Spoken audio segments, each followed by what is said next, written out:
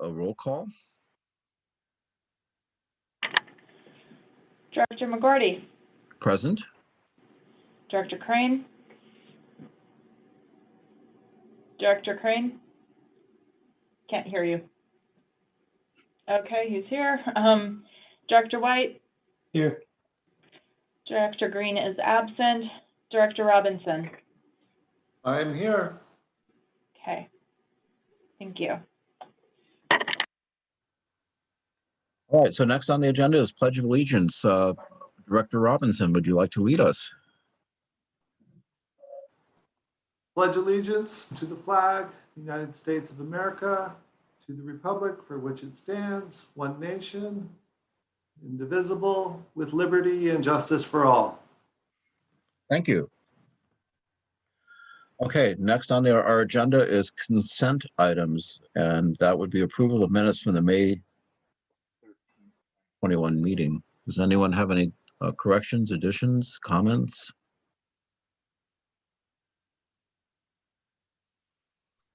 Move approval. I'll second it. It's been moved and seconded to approve our consent agenda as presented. All in favor signify by saying aye. Aye. Okay. Is there any dissent? Motion carries. All right. Next items are discussion and possible appointment of tribal stakeholder.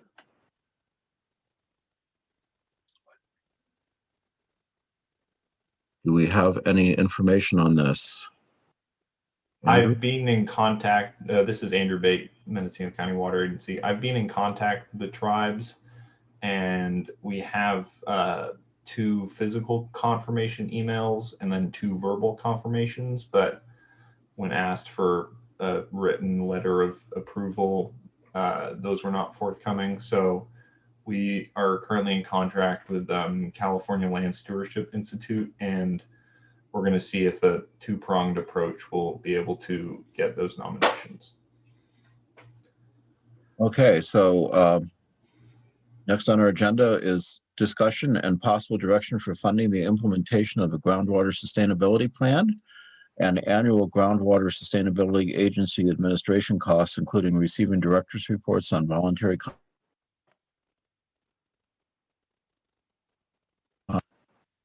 Okay, so who would like to lead this off? This is Amber Fassett with Mendocino County Water Agency. There is no presentation today because a lot of the information that pertains to this has been given in previous presentations.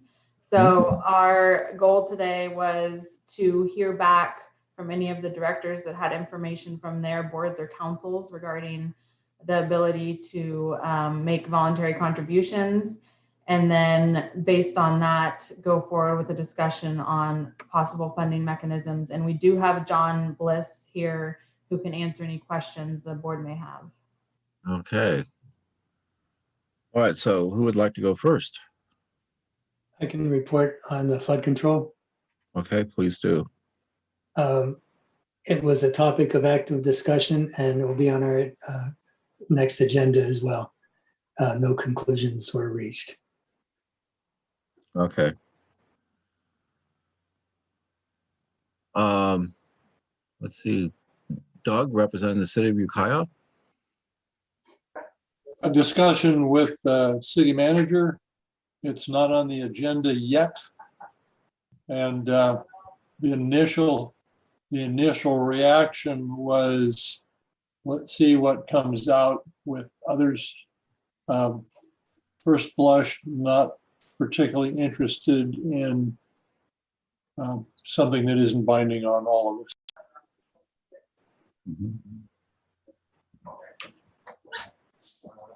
Okay, so which other partners would like to report? See, we don't have, Yeah, yeah, this is Zach here. In chatting with Farm Bureau and some individual farmers, a couple questions came up, and so maybe this would be the right moment just to present those questions. to whoever might have a good answer. But specifically, we'd like to know, what would the collection mechanism look like if we were to move the direction of implementing some sort of usage fee? What legal entity would be able to collect that fee, and would we have to create a new legal entity to do that? And then the same question, where I think the answer is a little more obvious, if we ultimately chose to go the direction of a broader tax, how does that get collected?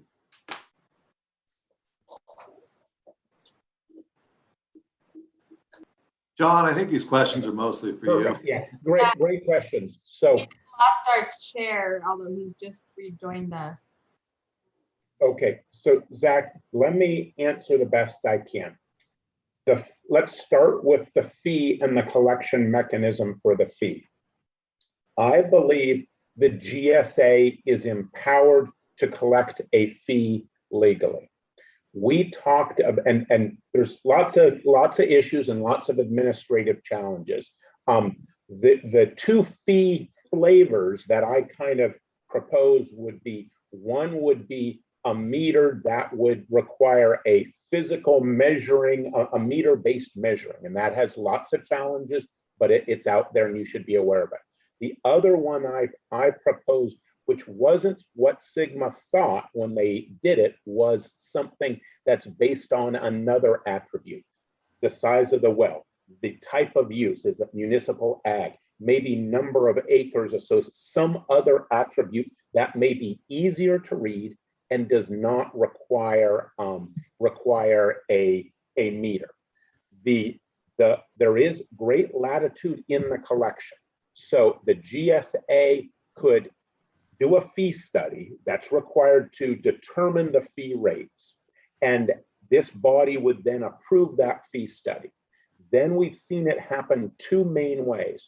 The collection could be done where this agency administratively sends out a bill in the mail and you pay that bill.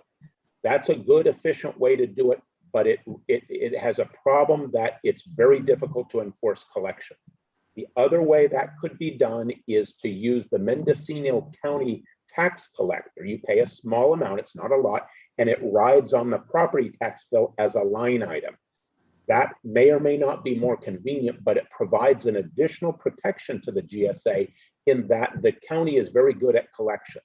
And in fact, whatever you submit to them as fees, they will pay that amount and they'll worry about the collections later. So if that was true, so to answer your question, I do not believe that there would be an additional body that would be formed to do this. It could be handled administratively with the approval of the fee that's based on measuring it somehow, and then either use the property tax bills or direct bill. If it is a tax, it gets a little trickier. And I can't quite answer the question on if another, it wouldn't require another government, but it may require something else, because I believe, correct me if I'm wrong, I'm pretty sure I'm right about, the basin we're talking about is incorporated Ukiah and an unincorporated Mendocino County. And because of that, that adds a complication in any tax. So you could have a JPA, you could have them ballot it separately, or what we've seen happen is the city might enter into an agreement with the county that they will be the agency. So there's that governance issue. And then taxes are routinely done on the property tax bill. I don't think maybe you could direct bill, but likely it would just be a line item on everyone's property tax bill. It's collected, it goes by the county treasurer, and then that amount collected, less the collection fee amount, which isn't much, would go directly to the GSA. Does that answer the question? Thank you. That points us in the right direction. Did you say you were under the impression that the GSA was the entire county? No, I know that it's not the entire county, and I was quite sure, but I just wanted to double check on the tax. We would be talking about taxing parcels in incorporated Ukiah and also in unincorporated Mendocino County, and that because there's two agencies, that adds a little wrinkle. It happens all the time, so it's not a big problem, but I just want you to be aware that it may require a little extra work to coordinate the balloting and collection of that tax, because it's in two different taxing authorities, most likely. Thank you.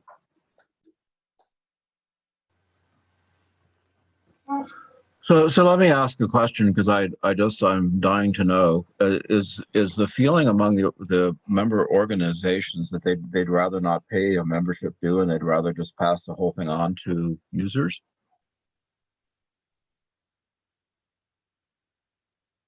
In the city of Ukiah's case, that discussion's not been had. Okay. How about the Russian River? Yeah, Al, go ahead. We haven't come to that level of certainty on our discussions, but I have a question on what John was saying. The rate study for the fee. I'm still unclear about fees. The last discussion we had at this group was that a fee could only be for like the work that's done to go read a meter or whatever. And can this fee that we're studying be the fee to operate the GSA and that whole budget that we were looking at? Yes, it is. And the reason for the confusion is I think I presented it in a confusing way. So I'm going to try again. The word fee, there are two very, very different flavors of fee, and they have different limitations, different processes. One is called a regulatory fee, and that's a collection of fees that every agency has that's like to a plan check fee. Those are easy to implement, but they're very limited in the use, and they wouldn't pay for much of the operation. So that's a regulatory fee. Also a fee, but a totally different fee with a different name, is called a property-related fee. And a property-related fee is well defined in Prop 218, and that's the lion's share of what you would be using to finance these services. And when Sigma was written, it has explicit language that leads you to the property-related fee. That's what they wanted you all to do, is a property-related fee. A property-related fee can pay for virtually everything, but it has this it has a variety of requirements. One of is this noticed protest hearing. That is a requirement to get it passed. It's not quite a balloting, but it's sure not easy in a political environment where every property owner would be noticed. I misspoke. Every well owner would be noticed, receive a packet in the mail with the rate, and invited to a public hearing.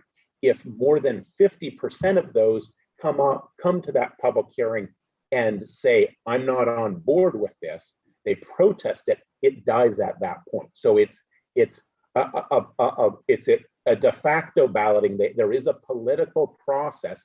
If there's thousands of well owners, you're not going to get 50% of them into a room.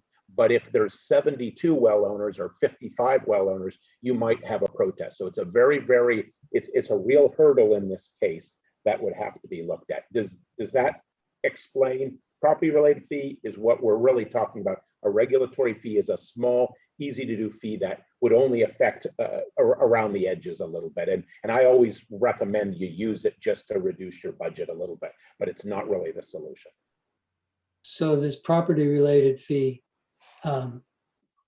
through Sigma could be directed towards any well.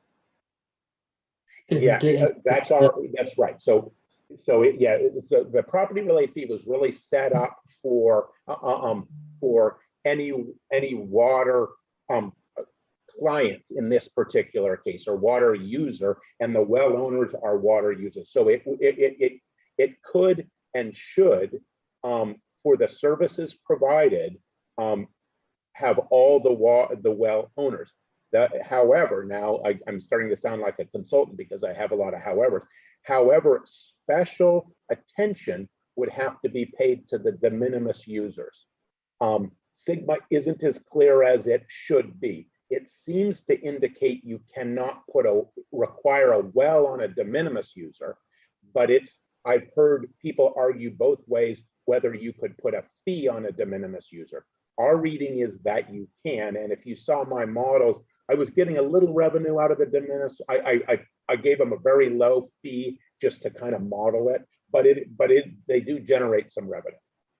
What is it? What defines, what defines de minimis? De minimis is defined, and I think Laura will help me out here. It's defined by a amount drawn per year, and is it an acre foot? It's a small amount. De minimis is, it's 2 acre feet per year. So a de minimis user is a backyard guy that has a well and he waters his lawn. That's the idea of it. And there's thousands, if not hundreds of thousands of those in the state. And so the state realized we got a problem with these. And so they have some language. They didn't want to piss off all those people. So they give a little, they treat the de minimis users to a certain degree with kit gloves. And one of the concessions was, we're not going to allow a GSA to impose a meter on these little old de minimis wells. I could go on and on with this. There's issues in other counties near you with the cannabis industry driving much more flow out of de minimis wells, and so it's all complicated. But I'm going to just keep it simple right now on those de minimis wells. We might call them domestic wells as well. So this de minimis of 2 acre feet is basically enough water for somebody with 4 acres of grapes. Yeah. So I think that pretty much cuts just about every well user out except for the big ones. Yeah. Okay.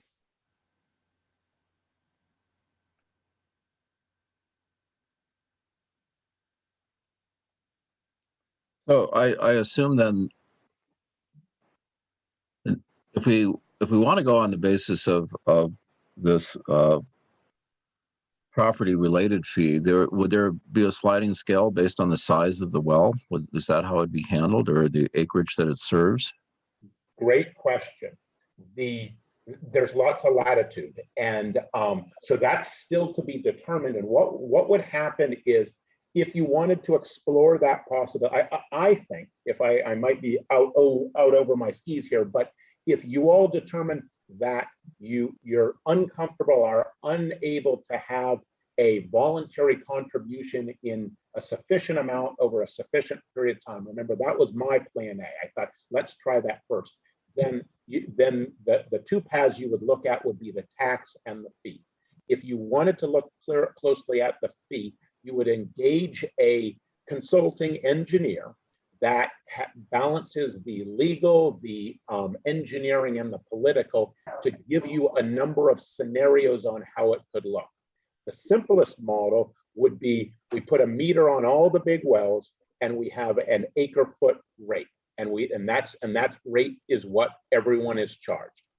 However, there's a full latitude of different ways you could do it. One of the ideas that I'm proposing that you consider, it wasn't really, I don't believe, what Sigma had in mind, but a different way to do it that doesn't require a meter, so to speak. It might be based on the diameter of the well. And I don't know enough about wells to know if that's really a good attribute. It may not be a good attribute, but number of acres associated, or the type of use, the type of well, we would categorize all the wells. Somehow you could look at other attributes. That part of that study, that engineering study, that fee study, is to provide you all with some options, and then you can make a decision on what you think works best for your community. The simple one is a meter and it's per acre foot, but you have latitude to do it a wide variety of other ways. Just as an observation and preliminary discussions with the ag community, there's a lot of interest in finding alternatives to meters. To finding or fighting? Finding. Yes, finding. Okay, meters have a lot of overhead. I wanted to make sure I was reading the community or the well owners correctly. And so that's why I would recommend all kinds of different ways to do it. If you do the fee. And just as a reminder, I think everyone knows this, the other alternative is a tax, and a tax then distributes the revenue generation, not to sugarcoat it, to all the parcels, whether they have a well or not. You have more parcels, so everyone's rate is lower, but you're asking people to vote yes for a tax to support sustainable groundwater management that would require an education campaign so they understand the benefit. I think the benefits are real to all the parcels, and that should be considered as well. And so there's pros and cons of that as well. Chair? Chairman? Yes, I'm sorry. Go ahead. The city has a purple pipe system. The bulk of the water, which is substantial, is made available primarily to ag. It displaces water that they would otherwise need to pump from the ground. Mm. In a wet year versus a dry year, there may be more or less water available from the purple pipe system. The ag community that benefits from that water has no fee for the water, no charge for the water for the first decade. It raises the question in my mind, what portion of this agency's costs are variable based upon the amount of water used? Is there a link between the amount of water used or not? And if a portion of the ag community can have water for free under some circumstances and others there's less available, if it's not a particularly variable cost of operating the agency, I wonder how that works, because the revenue would fluctuate, but the costs not accordingly. And I think we need a better understanding of the components in the budget to figure out what's variable and what's not. That may inform us a bit. I wonder if TAC has discussed this in any detail, because they may have some thoughts too about questions that we haven't thought to ask. So I suspect that politically the easiest is everybody pays a tiny bit. But I see some disadvantages of that as well. So I'm not going to declare any position at this time. Mm-hmm. Just an observation about the recycled water. It was pumped from the ground or from the river at some point. I don't know quite what its origins might be, but it had to come from somewhere. So using it as a revenue generator to help pay for sustainable groundwater management for the city of Ukiah might be one possibility. I agree in part, but I do know where that water comes from that goes to the purple pipe, and that is people who have purchased water in the city's system and in the sanitation system. So it's water that winds up with a double use. Mm-hmm. And so trying to understand what's, if you will, equitable, an interesting buzzword these days, a PC word.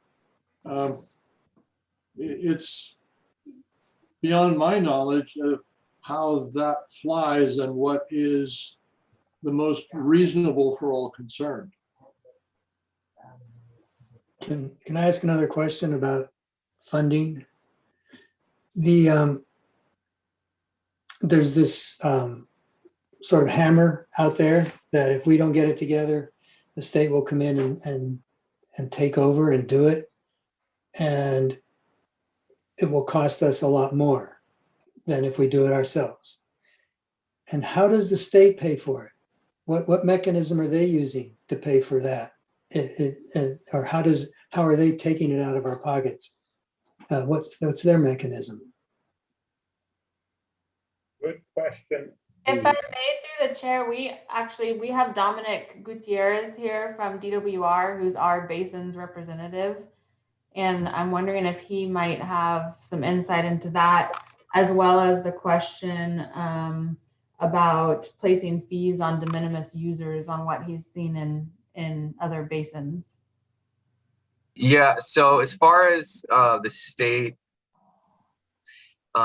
putting the fees, I don't know the actual mechanism of how those fees are collected. If you just, I don't see a chat, so I don't know how to send this link to you.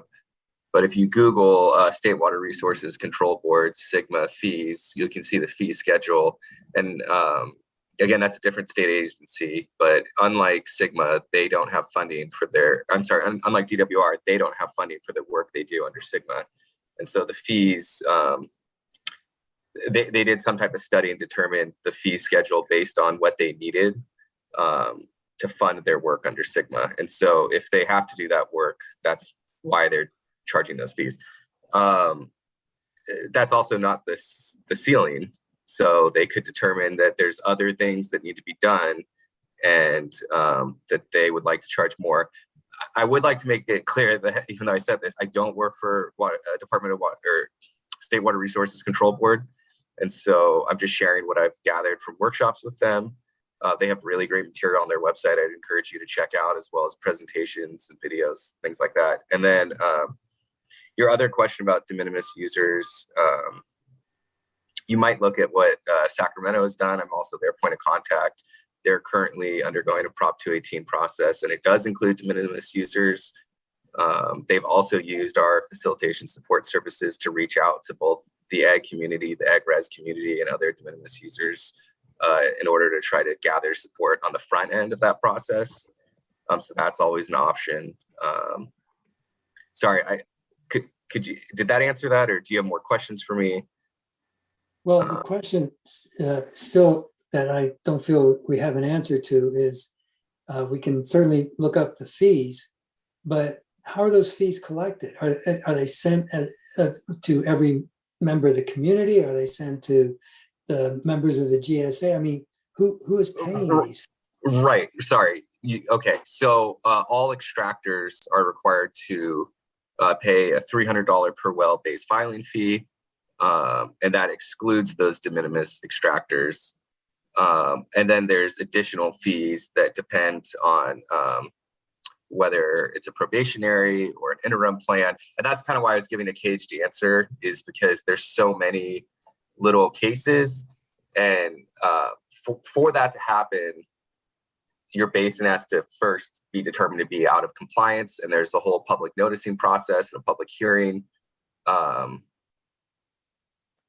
But yeah, any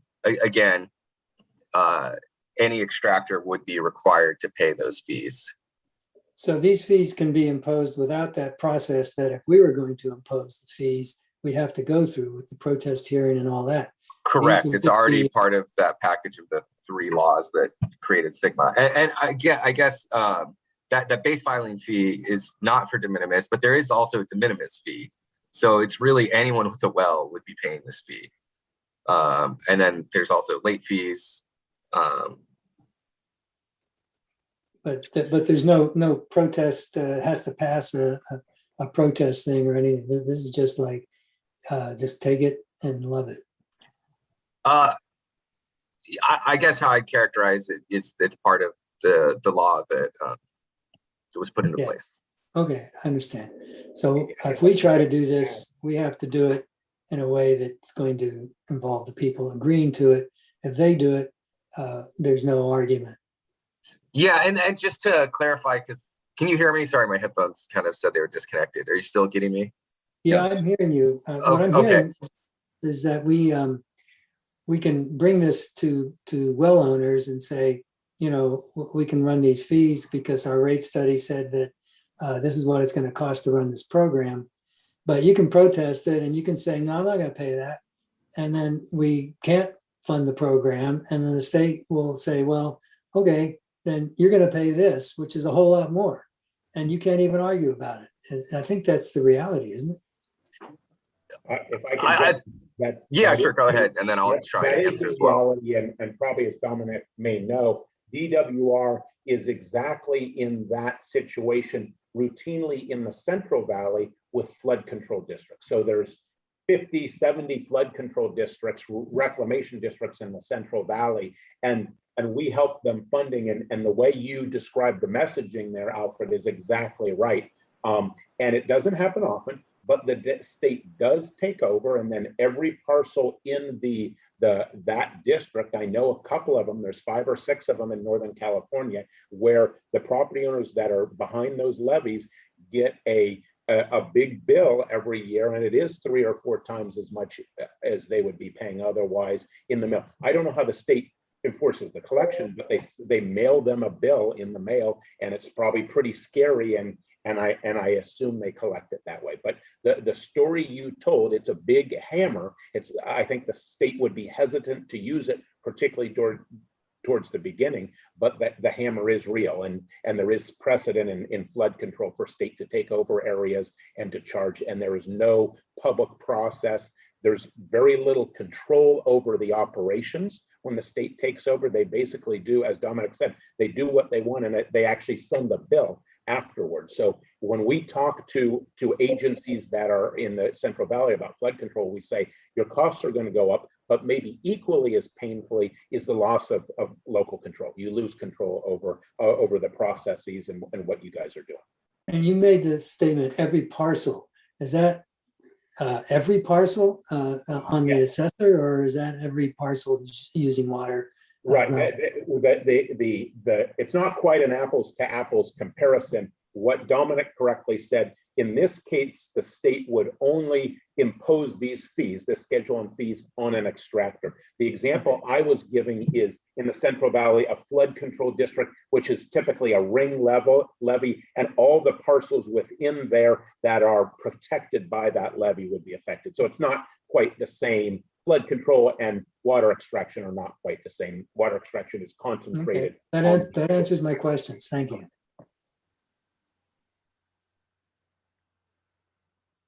Okay, Devin, you have a question? Yes, hi, Devin with the Farm Bureau. I guess, what is the time restriction that we're up against? Because some of these processes will take significantly longer than others in terms of organizing and implementing.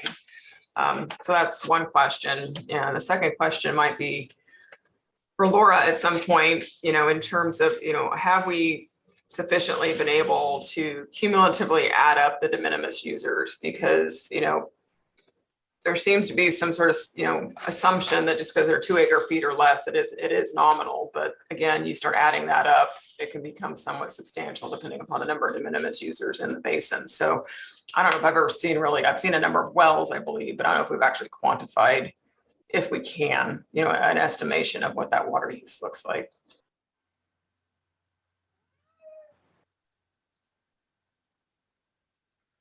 Laura, I think this question is kind of for you. I don't know if you're Yeah, no, not the first. Yeah, the second one. Yeah, regarding so basically, David, we don't really have any estimate of how much everybody's pumping in the basin, beside what we get from municipal wells. So basically, if a de minimis user has a property with some kind of landscape and crop and whatever, that's automatically calculated into the soil water budget. So if it's something that we could see and it's mapped in some way, so there is a little vineyard, little orchard or whatever, that's included. But we don't really have even the number of wells, I'm not even sure we have exactly the number of wells that are there. I think we have a good estimate, and I think the water use that we estimated and we presented as a budget includes everything. It doesn't make a distinction between the well A is pumping more than well B if they are in the same type of land use. So the only wells for which we have the actual amount of extractions are the municipal wells. The others are just spread around the basin, around the ag farms, ag fields, and they are all considered like the amount of pumping really depends on which type of crops they serve. Does it make sense? So I think we are accounting for everything, but we don't have each single well represented in the model. It's more based on land use. Okay, so follow-up question really quickly on the de minimis side, I think Al put up a point that So if it's 2 acre feet or less, maybe it's not just an assumption that that's just the domestic side. I mean, I don't know how we would even quantify that per se, if there are some of those agricultural wells that fall into that category as de minimis based on water use. So, I mean, that's kind of what I'm trying to, Yeah. sort through if we're looking at some sort of a multiplier concept, perhaps. And I have to say, so probably we have to think about and maybe work together, Devon, on some kind of solution, because it's a general question that I get pretty much everywhere. And like also in Siskiyou County, one of the questions that I get is, I think they are considered the minimus user, but they are pumping so much more, and we know that. And I'm like, yeah, but if I don't have a way to quantify, I cannot assume that that specific the minimus user is actually selling trucks and trucks of water. It's really something that I cannot do, right? So we need to figure out eventually if there is something that needs to be changed. In terms of land use, I think we really have a good grasp on how much water is used, and the models seem to be really in agreement with the literature. And when we showed you the results, everybody seemed to be okay with the application based on the crop that are growing. If there are exemptions to that, that's something that we probably need to, and I don't think it's needed now. Maybe we just need to write in the plan how we may address in a more precise way the minimus user down the road. Yeah, that makes sense, Laura. And what is our timeline for this? I mean, that will help us sort of decide I think, options that are going to be prioritized, perhaps. And you mean the timeline for deciding on the funding? Well, deciding and implementing, because we're And talking of a fee or some sort of a taxation issue. We're already sort of behind the 8 ball for next year in certain situations. So just asking if we have to have something put in place by January, or what is the time frame for actually having a process finalized? So I have my view, and Dominic, please correct me if you think it's different. And this is what I was suggesting other times. I believe that it's impossible right now if you decide, let's imagine that you decide for a 218. I totally understand it's impossible to have it done by January or even before January, because January is when we submit the plan. So I think in terms of the plan, what we need to show is there is something that is under development. So even if it's not fully done. And so my suggestion to different GSA has been, let's see if you can show that you have enough funding to go through the first year and use the first year to implement whatever is needed for the next 19 years. So, and I think if it's in the plan, we can clearly say that things are happening between now and December, not fully done, but things are happening. Then I think that would pass DWR review. I don't know, Dominic, do you think it's correct? Yeah. So what I'll say, and I kind of have to be careful on how I answer your question, but I would say that the department definitely recognizes that there's different realities, right? Different areas already had tons of planning just due to their groundwater management going into the past, and other areas are coming at this pretty new. And we're aware of that fact. And, having a plan outlined would be very good, because one of the things we'll be looking at, right, is you have this plan, it has to be implementable, and you cannot implement a lot of the policies and programs that people are proposing without funding. So we're looking at, part of our evaluation will look at that, right? Like, is this something that is feasible to do from an engineering perspective? And if it's feasible, can you fund it to do it? Will it be funded? And so kind of your question about timelines, January 31st, 2022, do we have a plan in hand at the department, right? That's a deadline. We need that plan. Otherwise, it just automatically goes to the water board. And there is a timeline, but essentially the water board starts taking over, right? If we get the plan, we then have 2 years to review it. And that's like at the end, like we have up to 2 years. So it's our intention to get plans out as quickly as we can, because we know that's helpful for the communities. And then also after the plan, even if it's accepted, we're going to be monitoring this and looking to see that it's actually being implemented. And we'll see that both in the annual reports and in the 5-year reports. So that's another point that you could trigger state intervention in those potential fees that you're talking about. So anywho, hopefully that kind of confirms what you're saying. I do have to be kind of careful about how I answer it, but yeah, hopefully that's helpful. No, that's useful. Thank you. We have a question from Beth. I'm happy to allow Board Member Crane to go first, as he's a board member. Thank you. The a point I didn't make regarding cities acquiring water, city has a substantial pre-14 right. And when that's not restricted, which is very, very seldom, the vast majority of the water that goes into the purple pipe is from that pre-14 right from the river, not from the ground, which points further to the fact that monitoring or basing it on the amount extracted or tracking extracting from the ground would make the income for the agency more irregular, because my suspicion is that the costs of this agency are going to be more, they're not going to be related to the amount of water used. They're related to the amount of regulation that we're obligated to do and the measuring that is part of that. So that sort of points towards it being related to the land that would benefit or be under the thumb of this agency, rather than measuring the water, at least from the point of sustainable revenue to operate this apparatus. Thank you.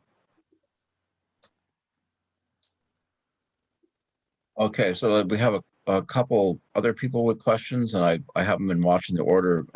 Zach, and then Beth, and then Al. Just going to bring up some numbers that I think John shared a couple of meetings ago, but 2,800 wells that have been identified in the basin. And John put together a fee structure just to get the conversation going. The low fee structure was $300 a well, not including de minimis users. That $300 is equal to what DWR would be charging if we didn't. And that didn't quite get halfway to what we thought the annual budget might be. And so John also helped out with a higher rate structure that was $500 a well. My point is twofold. First of all, Al, it looks like we're not offering people a better deal. If we're in the $300 to $500 range and the state's suggesting $300. And the second point is, even though we are using land use mostly for the modeling, and thank you for the reminder on that, Laura, we do have a sense of probably not every well, but where a lot of the wells are, or at least their quantity.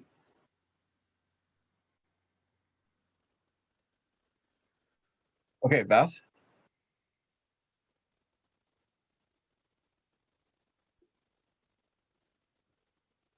Beth, you're muted. Oh, sorry. I would be happy to defer to Al first. Al.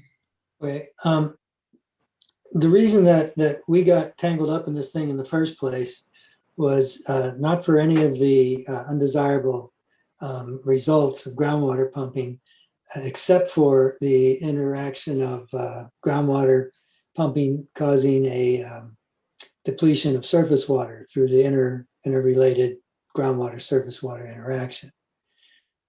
That being the case, why can we use that to bring in surface water users as well in managing this whole project? Can we add that to the list of users or entities, people that could be asked to contribute? I would say, Al, is I do not know of a limitation against that, and Prop 28 property-related fees are routinely used for water consumption, surface water or other surface. So there's nothing that jumps out and says you couldn't do it. I think it's a creative. We're in a creative break routine type environment here to get this funded. I know there's lots of discussion in this concept of one water, and we tend to silo our water sources and something interactive. So I don't have anything particularly intelligent to say on that right now, but I think it's certainly something that would be worth exploring. Particularly the environment is ripe for something like that, looking at this differently instead of just using the same old tools and approaches. Thank you. Okay, my turn now. Yes. I just wanted to make sure all the board members were able to speak before.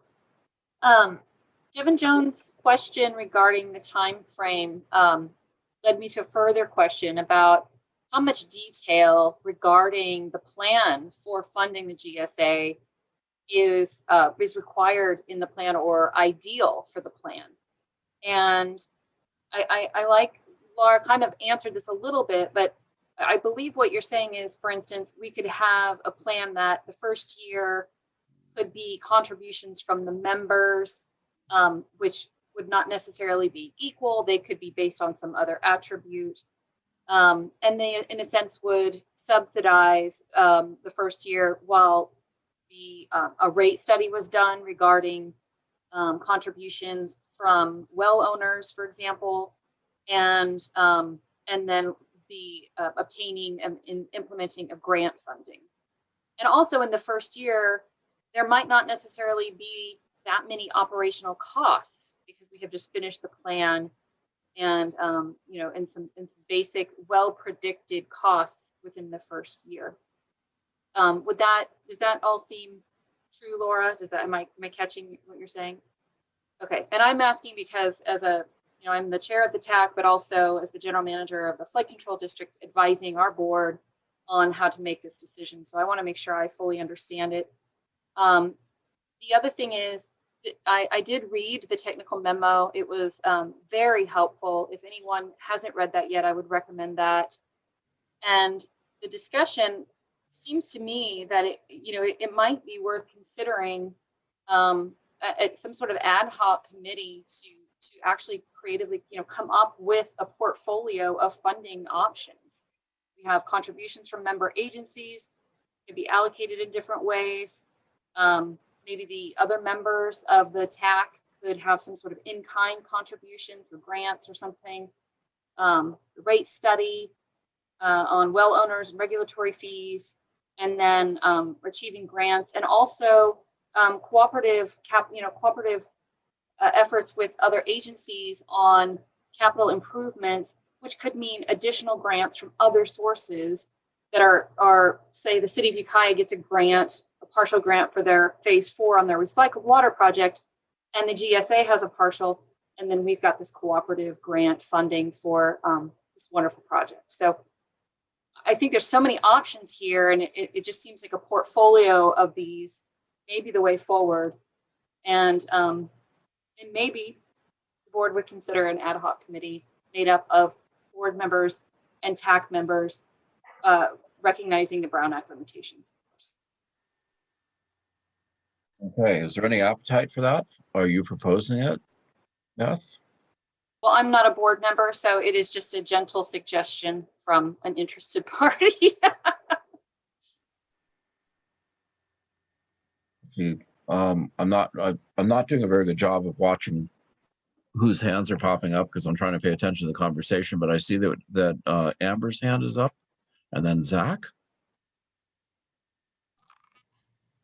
I was just wondering if, John, if you have an idea, or anyone here, on the approximate cost of implementing a fee or tax, including the rate study, the ballot preparation, everything that goes into that, because that's something, if we decide to go that way, that the GSA is going to need to be able to fund.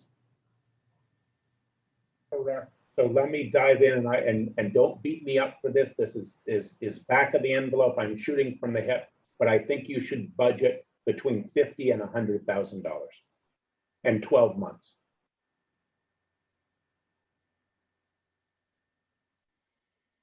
Okay. Let's see, Zach, are you still have your hand up? Hand is down now, thanks. Okay, all right. Okay, Dominic, do you want to add something to the conversation? Yeah, so I just wanted to respond to a couple of things, and this is probably a meaningless distinction, but it's actually the water board, not Department of Water Resources, that would charge that fee. And then just to reiterate, that is kind of a base fee just to cover their operations. And I don't want to be speaking too much for the water board, because again, that's a different agency, but I will say that they have stated that that is the floor, not the ceiling. And so if they feel like there's projects that they need to implement, they could also require further fees. The other thing I was going to say is DWR and the water board both have the objective of local control. So our objective is not to take over, and that's been stated many times publicly. I just want to reiterate that that we really would like locals to be successful as much as possible, and we're trying to encourage that. The other thing I was going to say regarding grants, I just wanted to quickly point out that for implementation grants that we're going to have coming up, they are going to be very competitive, but any project that you would apply for a grant needs to be a project that is in your GSP. So just for future planning, hopefully that's helpful.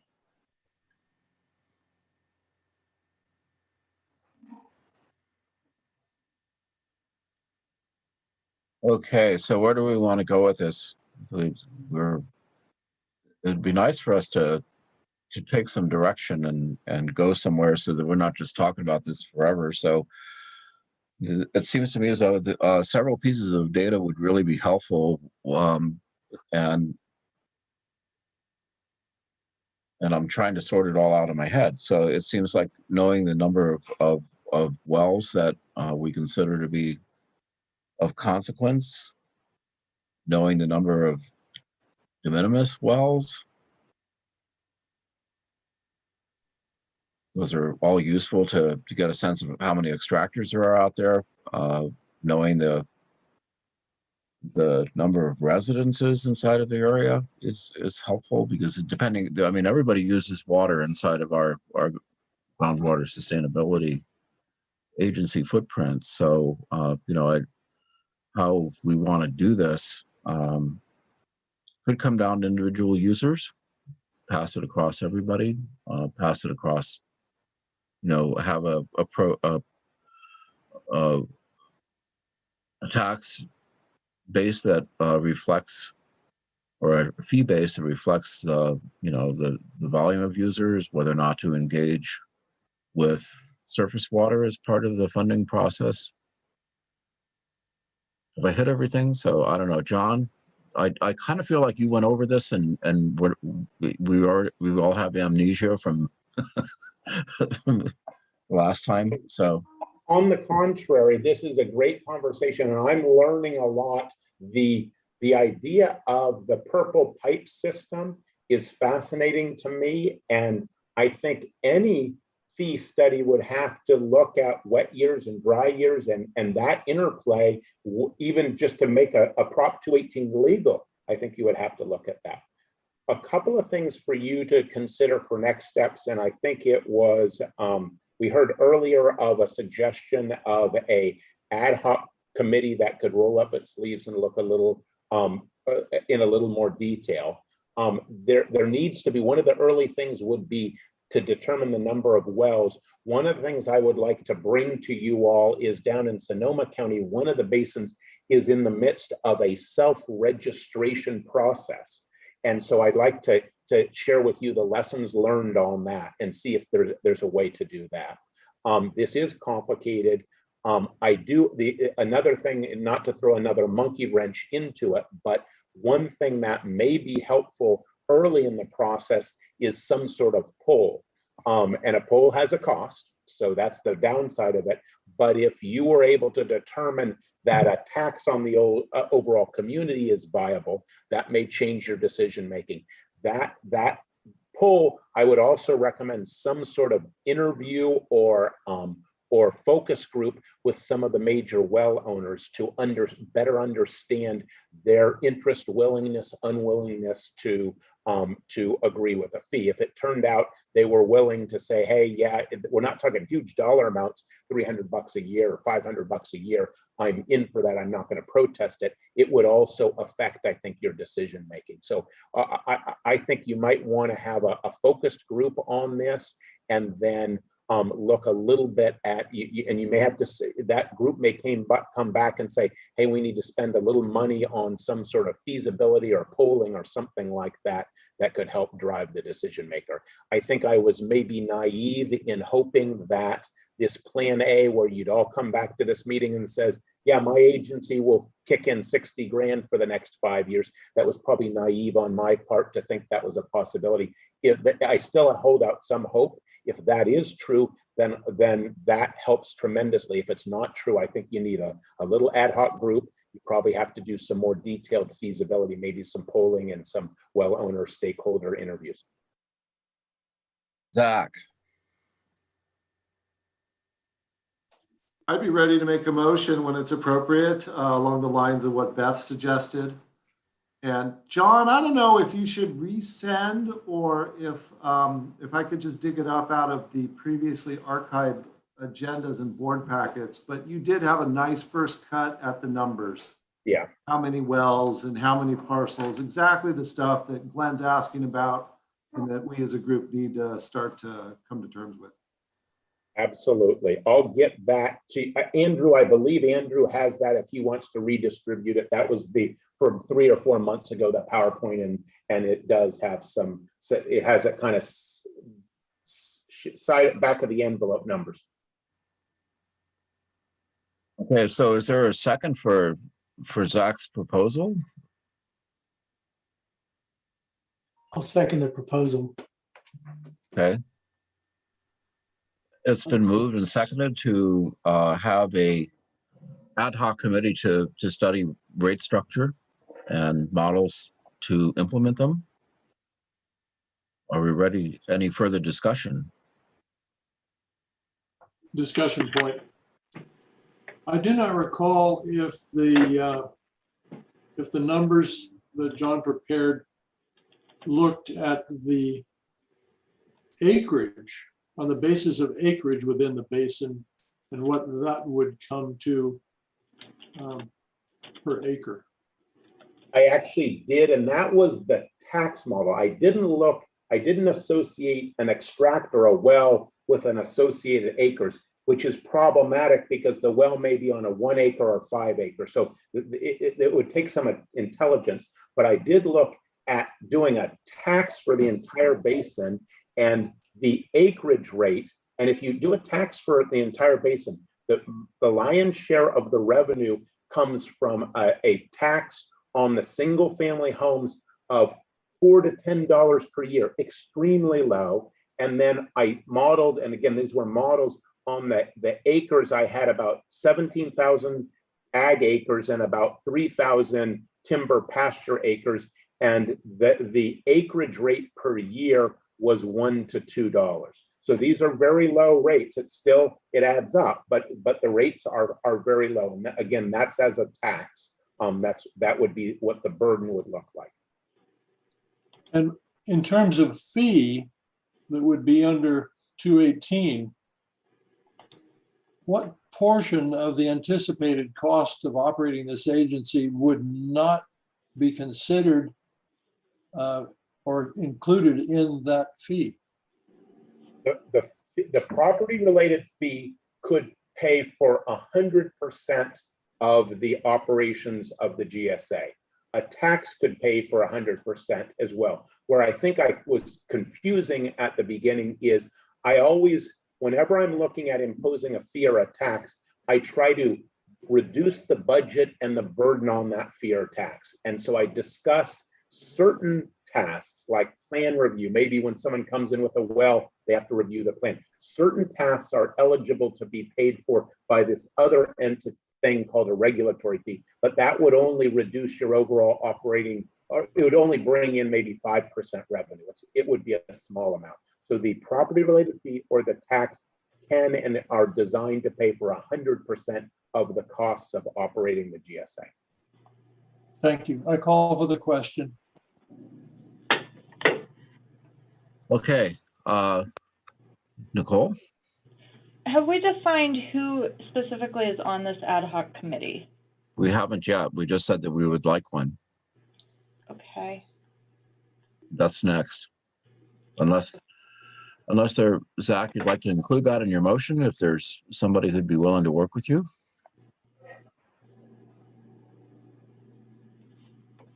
Gosh, I'm not even sure I was volunteering myself.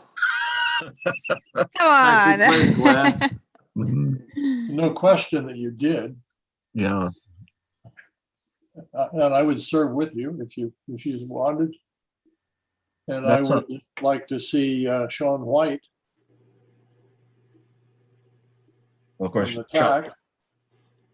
That all John. sounds fine. If I need to amend the original motion to include myself, Doug, and Sean. I would like to serve on that, Zach. The chair, TAC. Okay, so you are a member of the TAC, and I guess we can have sort of cross board and TAC committees. So I'm okay with that. So I'm sure that it's fine. And is there a second to that amendment to include those people? I'll second it. Is there any public discussion? All right, well, let's call for the question then. I just want to throw in, Sean got a biking accident, so he's kind of out of commission for a while. I don't know how long, but he's in the hospital. I heard that. That's really unfortunate. So, well, at least we'll have something fun to do when he comes back. Yeah. We'll put a phone in his hand and he can call in. All right. Just so you know. Chair McGorty? Yes. We could ask the county staff, board members would need to be appointed, but additional members to the ad hoc from the TAC, would we need to be appointed at this time, or could that be determined as we move along? You know, I think I'd like to keep it simple. Yeah, and I think we can draft in the TAC members as we start organizing it, and we can note that there's 2 TAC members that we're interested in having participate, which would be Beth and Sean. Yeah, that was my thought, is that probably the important thing is to appoint 2 directors and then it can be open to others.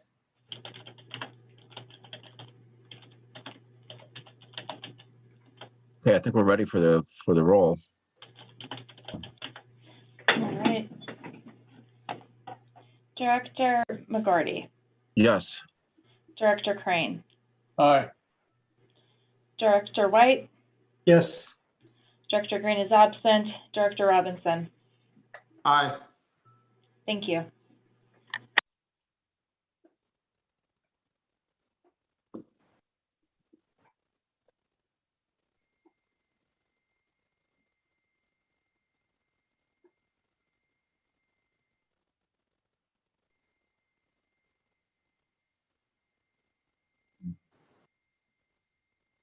We may have lost Chair McGorty again. He looks like he's frozen to me.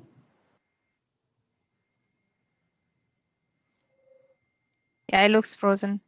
Maybe I have a quick request, and this goes probably mostly to Zach and Davon. So maybe before you start working on this ad hoc, if you because John is using Wells' number that we gave him.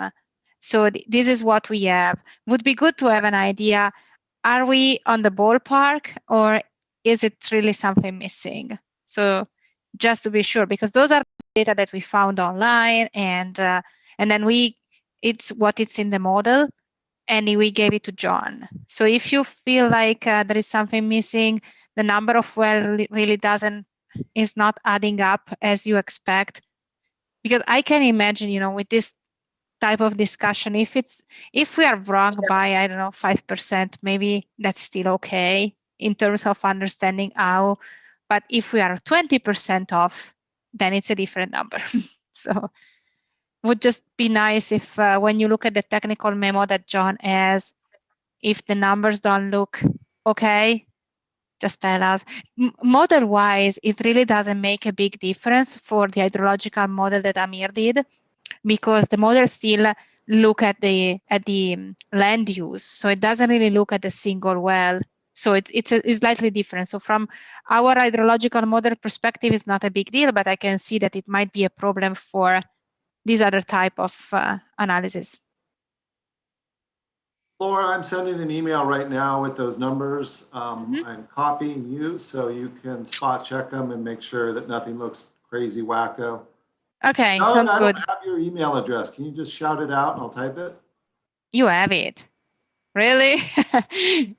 I'll send it to you. So I'll send you an email now. Oh, I have yours, Laura. I just don't have Doug's. Oh.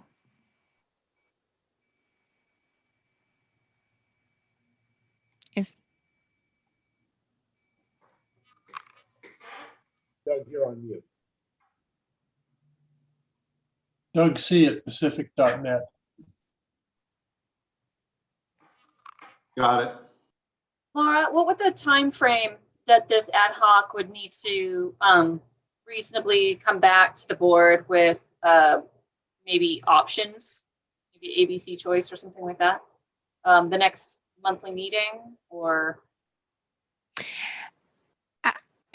In a sense, it's up to you what you can do. What I was thinking is, you know, that we are coming out with a draft of the plan for public review. I think we will not have a final decision from the board by that time, but that's okay.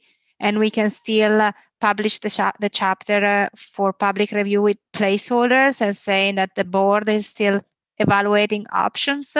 We can attach John's technical memo as an appendix so that people can educate themselves if they're interested. So I don't know what it's reasonable. I think it would be nice maybe to have a further discussion in July, but still our goal is to have a plan out for public review early August, and probably the board will need a little bit more time to make a decision, right? I don't know, just guessing. But I think we have a good way out. I mean, also in other basin, chapter 5, which is the one that includes the fee study and everything, has some placeholder language, some options. Not everybody, I mean, even the one for Sacramento County is going out next week. But for the fee study, it's still like it's 5 different GSAs. They didn't fully organize themselves. So, I mean, they organize themselves, but they don't. They still have to organize a single option. So we just have some placeholder language for the public review. That's it. Beth, if I could add, I think the ad hoc to get to a good place would want to meet 2 or 3 times for several hours. The first meeting, I'd like to roll up my sleeves, tell you all the paths forward, and we would identify the missing information. And then some of that information we can attain within an existing budget. There may, as I say, unfortunately, at some point need to be some additional investment in data collection to help you guys make this decision. But I think in a couple of meetings, I like to have longer meetings where we can really get detailed on this, and I can answer all your questions, throw out all kinds of ideas, crazy ones and good ones, and we can come up with this portfolio. We can get pretty far along, I think, pretty quickly. Zach, welcome. I'm back, everyone. Sorry, I got into this very strange place where I could hear you, but everything was frozen. And then when I tried to came back, I still had the first Zoom open. So I don't know. Technology is wonderful, except when it isn't. Zach, do you have a question, or is your hand still just up? Fixed. Thank you, Glenn.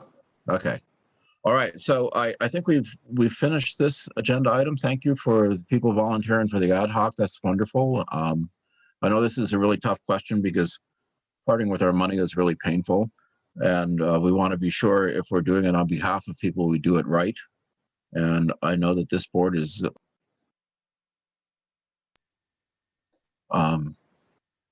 okay. I don't know, I just got muted again. Or can you hear me okay? Yep.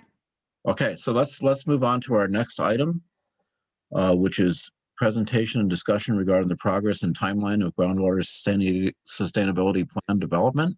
Laura, I assume this is an update? Yeah, it's just an update. And Andrew, I think I can share my screen, right? I believe you should be able to, yes. Yeah. So, and we knew that the previous discussion would have been long. So this is actually, this is actually a quick update. Basically, we want to give you an idea of how things are moving forward and what's coming next. And Amir and I tried to walk backward from the January 31st deadline that we have, which is maybe we should think about more January 15, I think. But anyway, we discussed yesterday with the TAC the comments that we received on two of the main chapter of the GSP, which are the chapter about the sustainable management criteria, which is chapter 3, and the chapter with project management actions, which is chapter 4. I think we got a good and we had a very good discussion yesterday, really good direction on how to move forward. And Amir and I will be working this month to include all the comments and kind of finalize. Remember, it's still a draft, so it's not the last time that everybody could review and provide comments. And our goal is to have a draft GSP with still some placeholder here and there, but nothing critical, ready for the board and the TAC on July 2nd. We are also working on developing some fact sheets with the key information that we would like to distribute to the board so that the board can, I can understand that you guys are all super busy with the drought. It's not making anything easier for you. And so our idea is really to give you an overview at the July 8th board meeting of what is in the plan, distribute some quick material that you can look at in case you don't have time to review everything A to Z. And that's the goal for the July 8th board meeting. And we have a public meeting that I hope everybody can attend on, I think we are still discussing, but should be July 15. And it will be at the park, open air. There will be poster with the information that we are developing. And let's be very honest, we really need help from everybody to advertise because we need to show a little bit more public engagement. And we weren't lucky because public meeting on Zoom were not really super successful, and I can understand it's just difficult. So it would be important to finally have a good public meeting. And the goal for that public meeting is also to explain how the public comment period is gonna work out and what it's requested of the public. And so our goal would be if we could get some comments back from the board and the TAC if they want to. I mean, the TAC already reviewed everything, so they may say, we trust you guys that you included my comments, or you can review again. Around July 23rd, then we can finalize and ideally have a public draft out for review the first week of August.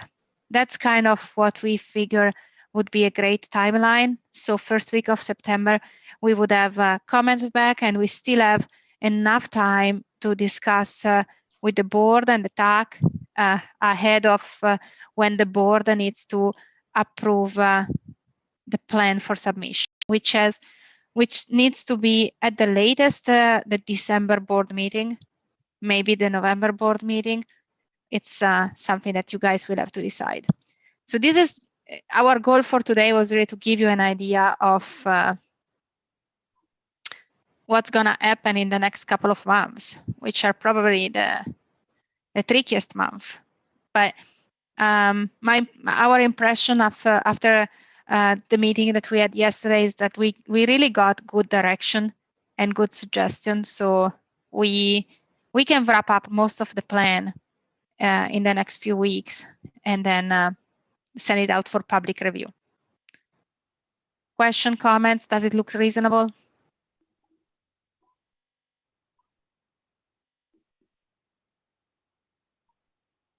Well, it looks reasonable to me. So the public meeting, tell us more about how you envision this working, Laura. What do we do? So I did it already. That's why I'm ready for that. So basically, the way I envision it, and I have to tell you, Glenn, it was a really good success. And having posters, so we can set up some stations that people can go around and look at. I can give a brief introduction, something like 10 to 15 minutes about what all this is about, and then we can have a different station with different technical team members. And I really hope to have one TAC member for each of the station. And so each station I guess we will have one station that talks about surface water groundwater interaction, which is one of the problem in the valley. One station that talks about possible project management action. We are developing different ideas. One station that maybe talks about the monitoring network and what it's needed down the road, and we can decide, depending how many people we have there, we can either just walk around the different station and give a quick presentation about each poster, or just let people ask questions while they read the poster. And it worked out nicely, Glenn, because we did it like we invited people half an hour before. Everybody was chatting or reading the poster. Then there was the quick presentation, and then there was more discussion. So I found it kind of way more successful than regular presentation for public meeting, because the posters are there and you don't have to go back and forth with slides, and everybody can see what you are talking about. And obviously, when I did it open air, we printed the poster on foam board, so they were really stable there. Nothing was flying around, which is one of the problem outside. And I don't know, it was very well received. I did 2 of them already, and it was the best solution for this time. And people is okay coming in a park outside. So this is the way I see it happening. I'm happy to see if you guys have suggestion, if you think it's okay. I'm just thinking about something that might be a little appealing, and obviously we can bring some refreshments so people at least will see that as an excuse to come. Okay, so we're seeing this probably at the end of the day, I'm guessing around 5:30 Yeah. or 6. Yeah, 5:30.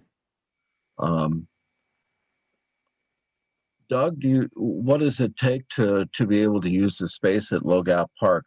That I'm sorry, Pod Grove, not Low Gap. Chair McGordy, we already reserved the Lions Park in Redwood Valley for the event. Oh, you did. Mm-hmm. Okay. And that's free of cost. Mm-hmm. Okay. Well, that's a nice facility. It's you know it's a little bit towards the north end of the basin, but I suppose people who are interested would travel. And it sounds like, Amber, you are a volunteer to help coordinate this. Yes, I have to give credit to Andrew. He's done most of it, but Okay. All right. all arranged. And then as far as other things that we can probably borrow, UC Cooperative Extension has a portable PA system, so that if we needed to have a little extra voice boost, I'm sure we can use their equipment. Seeing as I control their purse strings as a supervisor, I'm sure they'll cooperate. They have to, right? So Yeah, I guess we will be in touch for all the technical details on what it might be needed. yeah, so Amber and I can work with you on that. So we'll be kind of your ad hoc committee on that. Perfect. Any other, is everyone okay with this? Do we need to move this as a agenda item, or are we just okay with it as a group? I have a question. Sure. So it just seems like the biggest problem we face in this valley is people being interested in or aware of things of great import. I know we've been really, it's an effort to get people to even know about the Potter Valley project, let alone get worked up about it. And I suspect that, you know, just about anybody who asks isn't going to have a clue about GSA or Sigma or any of that stuff. What's going to bring them out? No, that's a really good question. And I think that we have to have some of our key partners like Farm Bureau publicize a little bit. There's also a really active Facebook group in Redwood Valley that deals with community issues. I don't know that we necessarily want to invite everybody because some of them are kind of sort of activist minded and don't necessarily get all the facts straight. Well, this is to present facts. So, I mean, I wouldn't want to like keep people away because I don't think they're going to agree or something. I think it's really important to get people correct facts rather than just facts. And, you know, so I think it's an opportunity that we'll have to work on a little bit. KZYX could probably publicize it for us. We could maybe do a radio interview about it because in the past they've been very interested in the sustainable groundwater management process. So I think that we could publicize it that way. I wouldn't expect a big crowd, but Laura, I don't know, in other places where you've done this, what does it look like? So the one that we did in person, I think up in Siskiyou County, we got to about 90 people. And I did it in Sierra Valley. So, you know, Sierra Valley is a super small valley north of Lake Tahoe. And we had about 35 people coming. So I would say it was, for me, it was a big success. It was the first outing after COVID. We did it in a park on a Saturday, actually. So I went up on a Saturday. And yeah, so, I mean, if we could have 25 to 30 people, I would be happy because I think it would really show that. My impression is that in the other basin, what really works is that you talk to your neighbors. So you living in the valley, you kind of advertise to people that you know that might be affected down the road. Seems to be the best way to spread the voice. And yeah, so I really hope we can get to, I mean, Ukiah is not that small, so hopefully we can gather some participation, some interest, at least some curiosity on what's going on.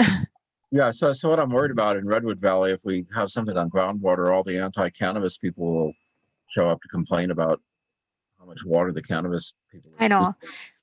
And that's my only concern about that location, because that is something that is a hot button topic in that area. Yeah, and Glenn, I don't know if there is a way to stop. I mean, my impression is that people interested in that, they come, doesn't matter what. That's the only thing I've seen so far. And it's going to be on us to try to facilitate the meeting. So say that's really not the topic of the discussion. And eventually, I don't know, that's what I did in other places, because I couldn't stop these people from coming. Doesn't matter if it was Zoom, if it was online, if it was in person in a park or whatever, they still, the very activist seems to be the one reacting first. So we will have to be prepared. Let's put it that way.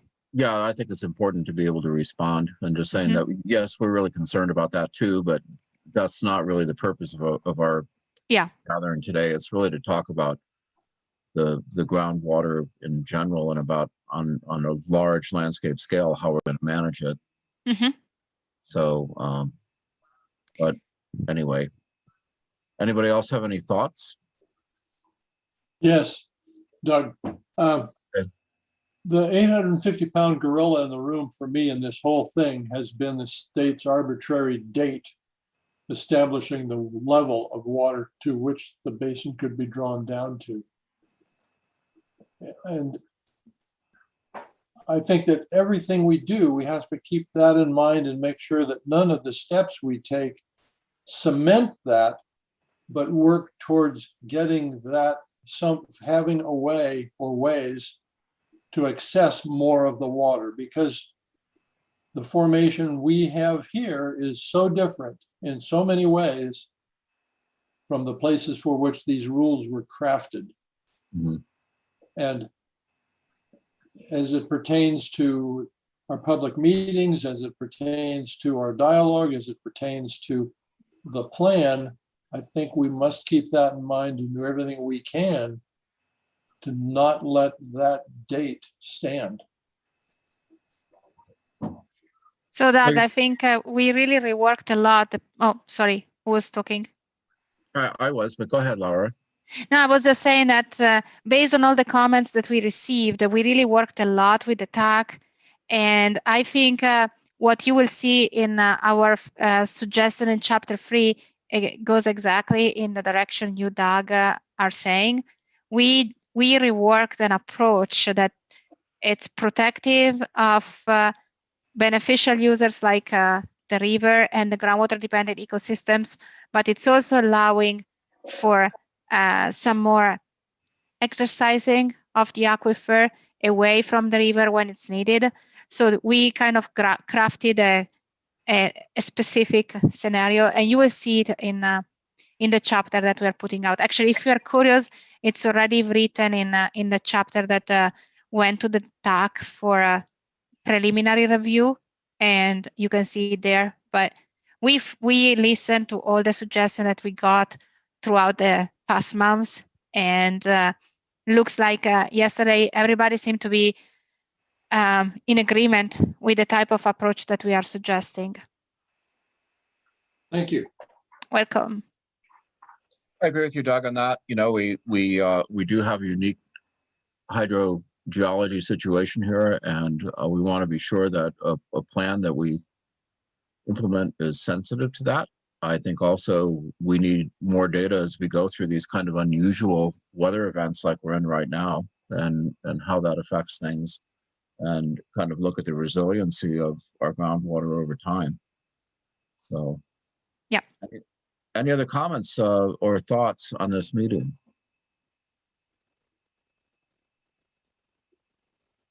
Okay, well, if that's the case, then I think we're done with this item.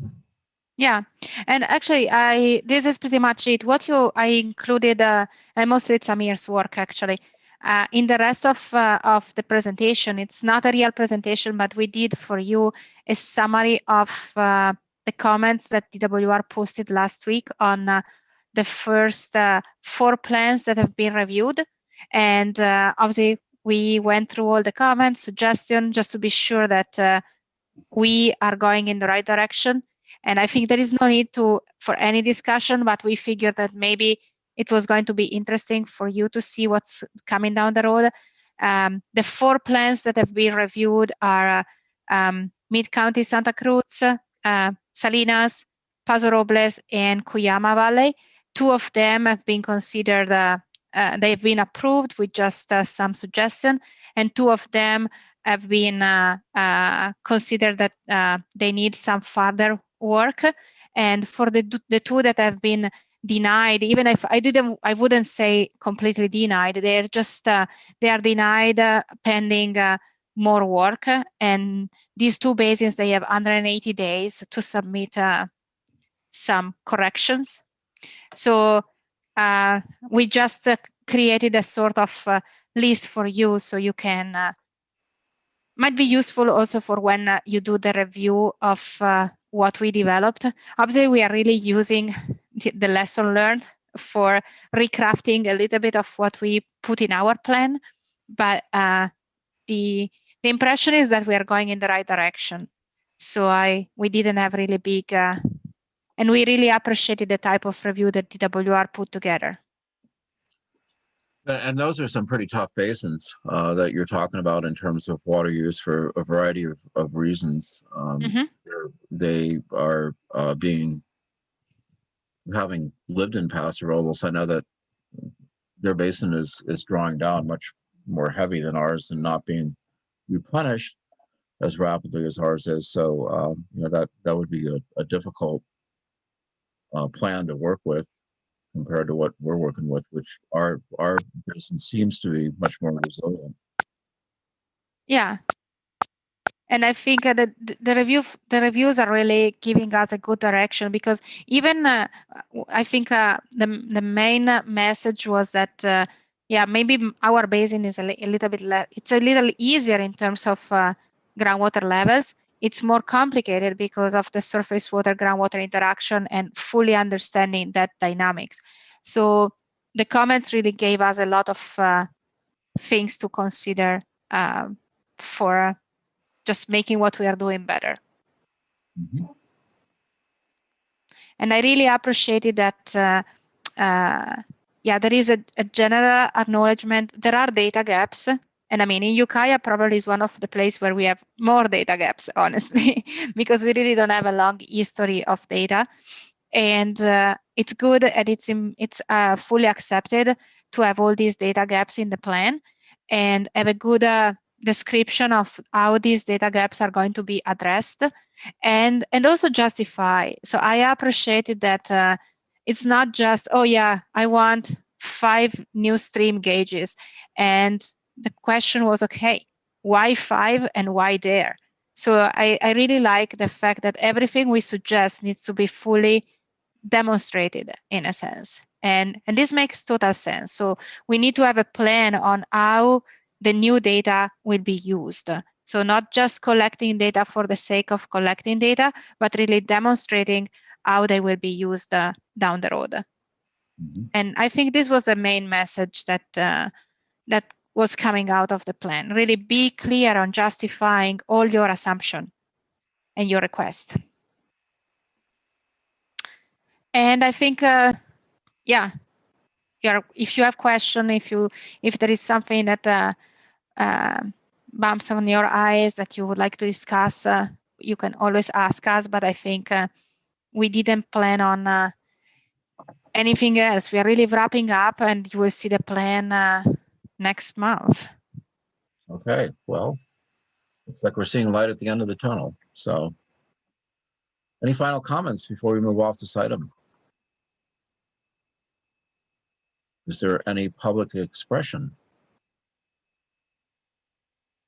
Okay, well, we'll move on to the next agenda item then. And this is a general discussion on ongoing 2021 drought crisis.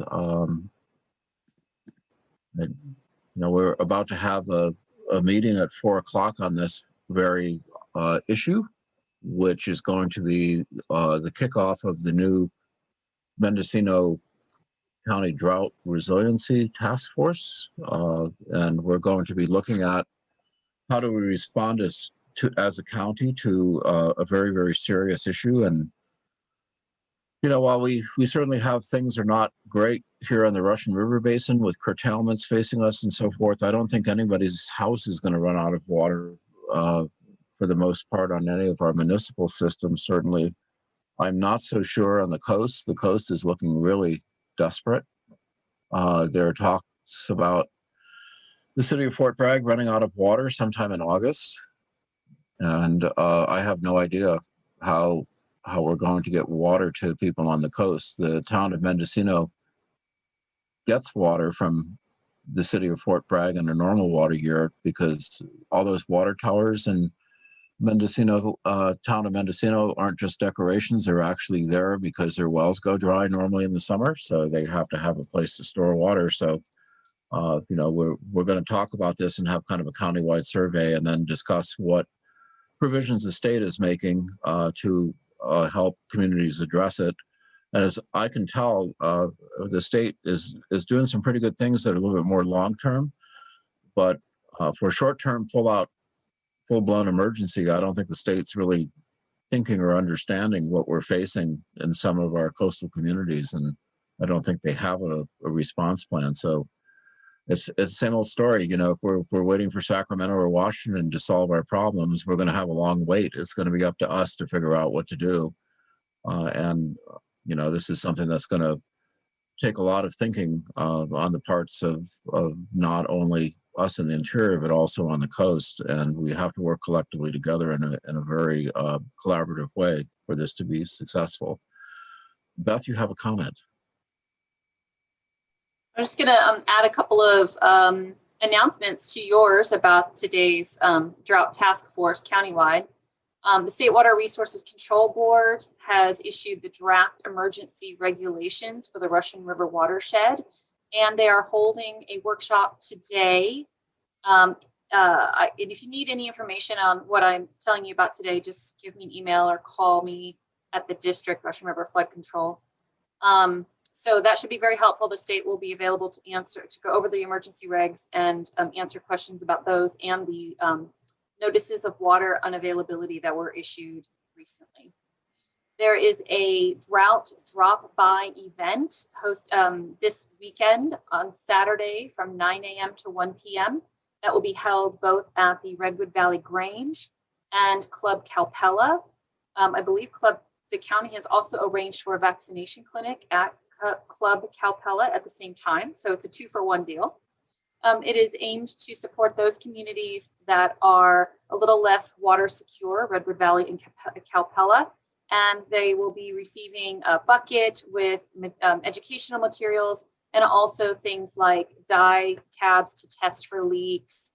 I'm not even sure what all we managed to get through sponsorship for those buckets.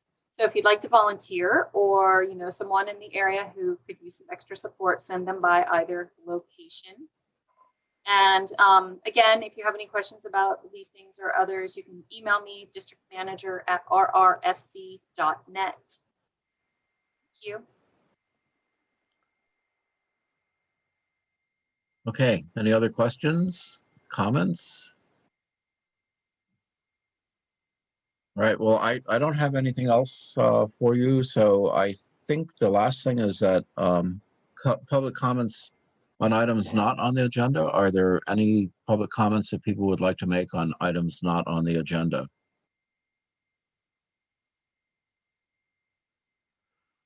Doesn't look like it. So with that in mind, I think we can entertain a motion to adjourn our meeting. So moved. Okay, well, thank you, everybody. If I may, through the chair, we missed the last item of directors' reports. Oh, I'm sorry. So directors, does anybody have anything to add to the discussion? Yes, I do. Go ahead. City of Ukiah has an interesting challenge in that harvesting groundwater, any part of that water that goes through the sewer system winds up being available for ag. If everybody's thinking exactly the same thing, that everybody needs to save every drop of water they can, that's going to force more water to be pulled out of the ground than if we get to use the water twice. So the message about water conservation is not one size fits all. Anyone who is served by sewer collection system that takes the water to the purple pipe, that water gets to ag. So the message is for the people that don't send their wastewater to the collection system should be different than for those that do. Otherwise, we'll drive the harvesting of more groundwater instead of less. That's a good point. The idea that we use water once and that's it probably is something we have to rethink. And certainly I know the University of California Davis Department of Enology has shown really clearly with their their model winery that they can use water 7 times before treating it and sending it out to the vineyard to be used in the irrigation system. And that kind of creative thinking will probably have to take place in the future for us to get by, especially as our water supplies, you know, the old concept that everything comes in 1 year and that you use it in that 1 year, that seems to be changing, whether we like it or not. Beth, do you have your hand up for a comment? Thank you. Director Crane, thank you for those comments. And as a resident of the city, I am very excited that the city is more water secure than some of its neighbors. I'm happy to say that the majority of the recycled water recipients in the ag community are also flood control customers. And the flood control has secured being able to use, to re-divert our stored water in Lake Mendocino this year to serve our customers, both ag and municipal. And those customers of ours that are being served by recycled water, if they need a backup, they will have it through the flood control district.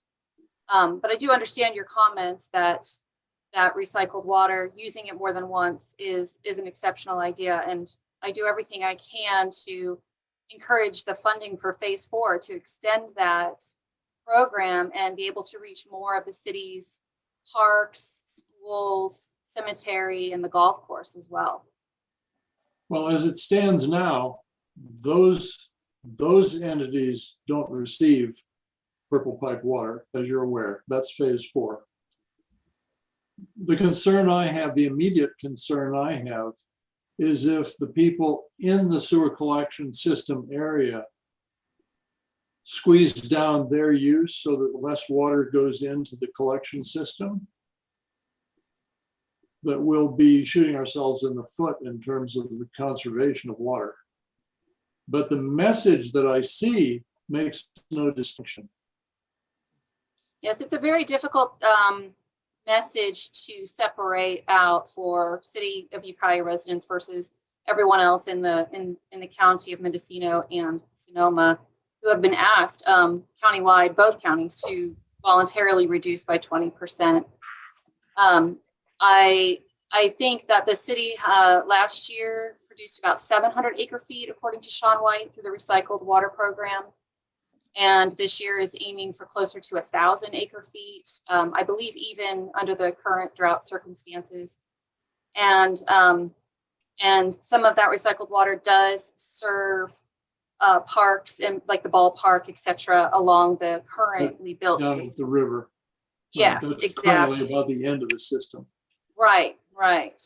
I also understand there's been enough recycled water this year that the hauling station was opened, so trucks can actually roll up and receive recycled water and truck that off. So I'm hoping that the recycled water project will be able to provide ample water for those few farmers that are on the system, most of whom are flood control customers, and none of whom, to my knowledge, actually pump groundwater at those locations. But the Purple Pipe project does offset surface water for sure. And I do believe I heard City of Ukiah Director Sean White report to the City Council recently that outdoor conservation would not offset the benefits of the recycled water project. So, and typically that's what people do during conservation domestically, is they use less outside. Right. There's another piece of the puzzle, and that is the city water customers are the payers of the Purple Pipe system. And whatever water they don't buy from the system, from the city's water system, will create potentially a shortfall, which they will then have to cover. So they get not the use of the water. The farmers don't get the use of the water. They have to pull water from somewhere else, but eventually they will get the bill for the water they didn't use, because they're not really paying for the water, they're paying for the system and the people. So I'll ask you a question, because I'm a city resident, also a farmer, I guess. my strategy this year is to cut back on landscape significantly. I'm going to let the grass go brown. That I understand has no impact whatsoever on the recycled water because none of that goes down the drain. Agreed. Are you telling me that I should be watering my yard so that farmers will have more water, or so that I won't have to pay so much for the purple pipe? Or No, what I'm saying is the water that goes down the drain makes it to the purple pipe. The water that goes on the lawn doesn't. My lawn is dead. There's no watering happening at my house whatsoever. But I'm not gonna back off on, I'm not taking the 5-minute shower. I'm not gonna wash my clothes. I'm not gonna squeeze back on the water use in my house because I know that water will go to the purple pipe. so in terms of the cost of us residents in our water, if we aren't, and as you aren't, watering our landscaping, then our water bill is considerably less because that really doubles our water bill easily over the summer. And we will get to pay for that because there's a disparity between the fixed cost part of the bill and the water part of the bill. So we measure it based upon the amount of water we buy, but the charge ultimately has to catch up with debt service, etc. So whenever we conserve water, we're driving higher unit costs for water later. So is the message to conserve on landscape, but don't cut back on your household use? Is that the message you're trying to make? That's what I believe the message should be for those that are on purple pipe feeding systems. And that's essentially what the city's aimed at, cutting back on the water that goes to golf course, to the parks, etc. Make them survive, but not thrive, I believe is the phrase that's being used, which I think is a sound phrase. Okay, thanks for the clarification. Director Crane, you've made some really good points. Thank you. The mixed messaging is confusing. Again, the city of Ukiah has been able to proactively prepare for, they've been able to prepare for this kind of situation. $40-some-odd million so far. Right, which is still being paid off by the consumers paying their bills, which is well worth the investment. You're a role model and a leader for other water suppliers in the region who are not at that level of security. As public servants, it is our responsibility to reach those people with messaging. Some of them are on 55 gallons per person per day. We are trying to target that information for those communities with events such as the drop by in their areas. And we'll continue to do that. And I would like to offer too that I've been offered some situations where I've been able to advocate for our region regarding just what you're saying, the loss of revenue through conservation, and being able to talk to our legislative representatives so that they are aware that many water retailers will be continuing to suffer not only under the pandemic restrictions of collecting fees, but now, as we ask for conservation, the revenue will be lost. So there may be some relief with that, Director Crane, even for the city of Ukiah when it comes to conservation efforts. And we would encourage anyone to support that. List of things to try for, but we never know. Yeah. Well, that would be great. The County of Mendocino is collecting those funding ready projects, and we can reach out to you with that effort. Glenn, if he wasn't frozen, might say. And we'd love to hear from you about that. Well, thank you. Well, can everybody hear me? Yeah. Can people hear me? Yes, we can still hear you. Okay, because my screen's freezing up, so this is probably time for us to go to the final item, which is public comments on items not on the agenda.